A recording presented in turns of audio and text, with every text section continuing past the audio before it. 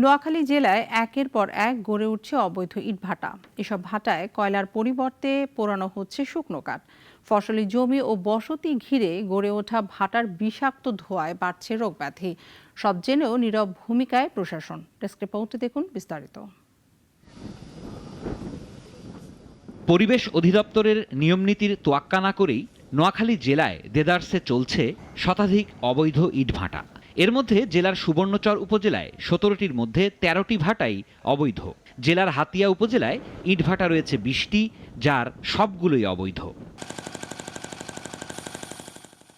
অবৈধভাবে গড়ে ওঠা এসব ভাটায় বসানো হয়েছে অবৈধ করাত কল, যা দিয়ে কাটা হচ্ছে শুকনো কাঠের লাকড়ি। কয়লার পরিবর্তে ভাটায় পোড়ানো হচ্ছে এসব কাঠ। ইটভাটার মাটি ও গাছ বোঝাই ভারী যানবাহন চলাচল করায় নষ্ট হচ্ছে গ্রামীণ সড়ক। স্থানীয়দের অভিযোগ, ফসলি জমি ও বসতি ঘিরে গড়ে ওঠা এসব ভাটার বিষাক্ত ধোঁয়ায় ফসলের ক্ষতির পাশাপাশি বিপর্যয় ঘটছে পরিবেশের, বাড়ছে রোগবালাই। অসন্তুষ্টি রয়েছে প্রশাসনের ভূমিকা নিয়েও। বিড়ির কারণে আমার নারকেল গাছে কোনো কড়া লাগতেছে না, আর কেউটি আপনার পেয়ারা গাছে কোনো পেয়ারা লাগতেছে না। মূলত তো এদিন ধরেন না বিড়ি ফিল্ডে এলাকার গাছ গোছোয়া বা যে ফসল আদি যে কৃষ্টি গাছটা যেটা করে মানুষের এগুলোর ক্ষতি হয়। ছেলে মেয়েদের আপনার বিভিন্ন রোগ শ্বাস প্রশ্বাস নিতে মানে আবহাওয়ার কারণে আপনার ধুলাবালিতে এটা ক্ষয়ক্ষতি হইতেছে। অবৈধভাবে ভাটা চালানোর কথা স্বীকার করেছেন মালিকরা, বলছেন সবকিছুই জানেন সংশ্লিষ্টরা। লাইসেন্সের জন্য আবেদন করছি, আমরা পাইনি এখন।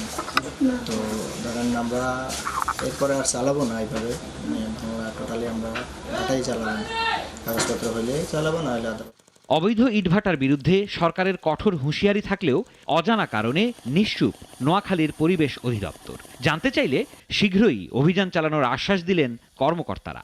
কোনো ধরনের কোনো ছাড় নেই, অবৈধ ইটভাটার বিরুদ্ধে আইনগত ব্যবস্থা গ্রহণ করা হবে। আমরা ইতিমধ্যে তাহারাতে অভিযান পরিচালনা করেছি। যদি আমরা প্রমাণ পাই যে তারা ইটভাটা পরিচালনা করছে, তাহলে তাদের বিরুদ্ধে আমরা পরবর্তীতে অন্যান্য আইনের ব্যবস্থা গ্রহণ করব। আমরা যে ইটভাটাগুলো এই বাংলা চিমনি ব্যবহার করছে সেই সম্পর্কে আমাদের আসলে তথ্য সংগ্রহ করছি আমরা, এবং একই সাথে পরিবেশ অধিদপ্তর এবং বন অধিদপ্তরের কর্মকর্তা তাদের সাথেও আমার কথা হয়েছে। খুব দ্রুতই আসলে এই চিমনিগুলোর বিরুদ্ধে আইনগত ব্যবস্থা গ্রহণ করা হবে। পরিবেশের জন্য বিপর্যয় বয়ে আনা এসব অবৈধ ইটভাটা বন্ধে শুধু খাতা কলমের পরিকল্পনা নয়, দ্রুত কার্যকর পদক্ষেপ নেওয়ার আহ্বান জানিয়েছেন স্থানীয়রা। সিরাজুম মনির শুভ, নাগরিক।